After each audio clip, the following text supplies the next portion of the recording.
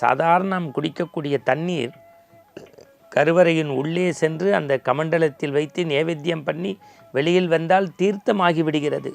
ஆனால் என்னை கேட்பவன், என்னை இயக்குபவன் யார் என்று எனக்கு தெரியும். நீ இந்த உலகத்தையும் என்னையும் சேர்த்து ஆடக்கூடிய பகவத்கீதை தந்த பரம்பொருள் கிருஷ்ணன். மாதா பிதா குரு தெய்வம் என்றும் அந்த குரு மீது, கடவுள் மீது, தாய் தந்தையின் மீது நாம் உண்மையான பற்று, அன்பு செலுத்துகிறோமா? ஒரு கேள்விக்குறி. இறைவனை நோக்கி நாம் செல்கின்றோம். திருக்கோவிலில் நான் அடிக்கடி சொல்வேன், சாதாரண நாம் குடிக்கக்கூடிய தண்ணீர் கருவறையின் உள்ளே சென்று அந்த கமண்டலத்தில் வைத்து நேவேத்தியம் பண்ணி வெளியில் வந்தால் தீர்த்தமாகி விடுகிறது. சாதாரணமாக இருக்கக்கூடிய பூ இறைவன் திருமேனியில் பட்டு நம் கரங்களுக்கு தருகின்ற போது அது புஷ்பமாக மாறிவிடுகிறது. வெளியில் இருக்கின்ற வரை அது வெறும் சாம்பல். உள்ளே போய் இறைவனுக்கு சாத்தி அபிஷேகம் பண்ணி நம் கரங்களில் கொடுத்தால் அது திருநீர். தண்ணீர் தீர்த்தமாகிறது, சாம்பல் திருநீராகிறது, பூ புஷ்பமாகிறது, சாதாரண சாதம் பிரசாதமாகிறது. மனிதன் 1008 கேள்விக்குறி. காரணம் நம்பிக்கையின்மை. நான் அடிக்கடி சொல்வது உண்டு, மகாபாரதத்தில் ஒரு காட்சி உண்டு. அர்ஜுனன் வேகமாக தேரை ஓட்டுவான், அவனை வழிநடத்துவான் பகவான் கிருஷ்ணன். அர்ஜுனனுக்கு இணையான ஒரு வீரன் கிடையாது. அவன் இருக்கக்கூடிய தேரில் கண்ணன் விரைந்து தேர் ஓட்டுகின்ற போது ஒரு மரக்கிளையை காட்டுவான். அர்ஜுனா, அர்ஜுனா, அதோ உங்கு அழகான மயில் தெரிகிறது பார். ஆம் பகவானே, மயில் தெரிகிறது.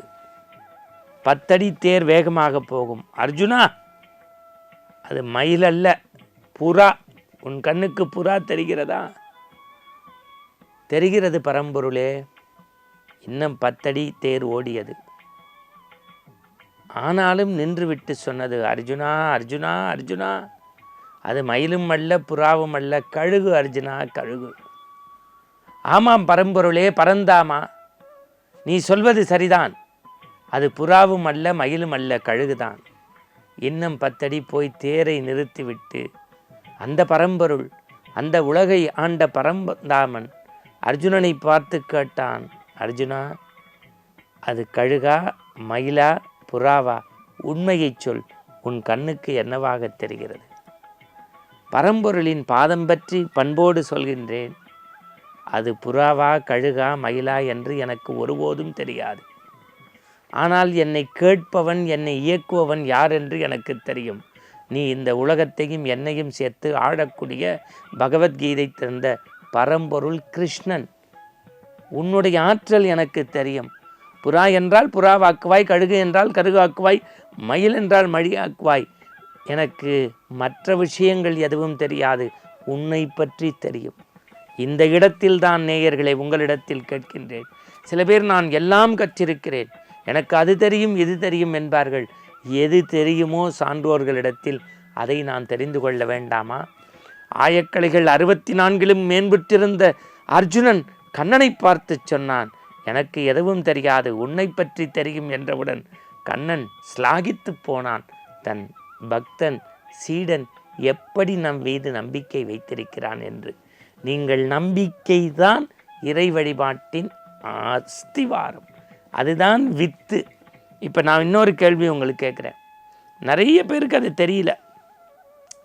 இப்போ சாப்பிட்றோம், பசிக்கு, ருசிக்கு சாப்பிட்றோம். அது எதுக்கு?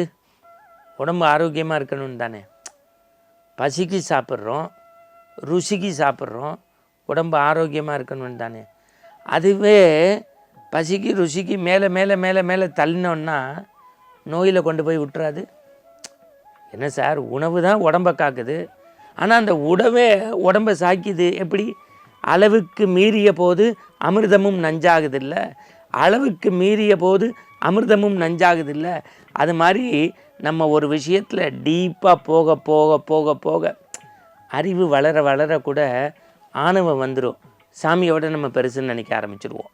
அதுக்கு ஒரே உதாரணம், கந்தபுராணத்தில் இருக்கக்கூடிய சூரபத்மன் தெரியும். அவன் வேதத்தை எல்லாம் அறிந்த பிரம்மாவுக்கும் நண்பர். ஆனால் சூரபத்மனும் அழிஞ்சு போனால் வேதம் எல்லாம் தெரிந்த பிரம்மாவும் முருகன்ட்ட பிரணவ பொருளுக்கு விளக்கம் தெரியாமல் குட்டு வாங்கி சிறை வாங்கினான். அப்போ என்ன, ஞானம் வளர வளர என்ன வரணும், அடக்கம் வரணும், நான்கிற அகந்தை போகணும். இப்போ நான் ஒரே ஒரு எடுத்துக்காட்டு சொல்கிறேன். உலகமெல்லாம் ராமநாமத்தை உச்சரிக்கிறோம், ராமனுடைய திருவடியை சேவிக்கணும்னு நினைக்கிறோம்.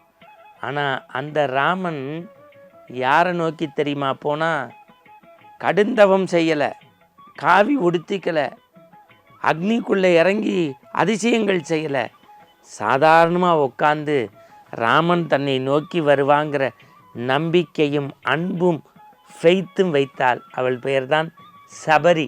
அந்த சபரிக்காக ராமனே போனான். இதையெல்லாம் எதுக்கு தெரியுது? பெரிய புராணத்திலே சிவகோசிரியாரை விட தின்னப்பன் தான் கண்ணப்பனாக மாறினான்னா அன்பு, பக்தி, நம்பிக்கை இது இருந்துட்டா வாழ்க்கை முழுவதும் ஆனந்தம். மீண்டும் நாளை சந்திப்போம். வணக்கம்.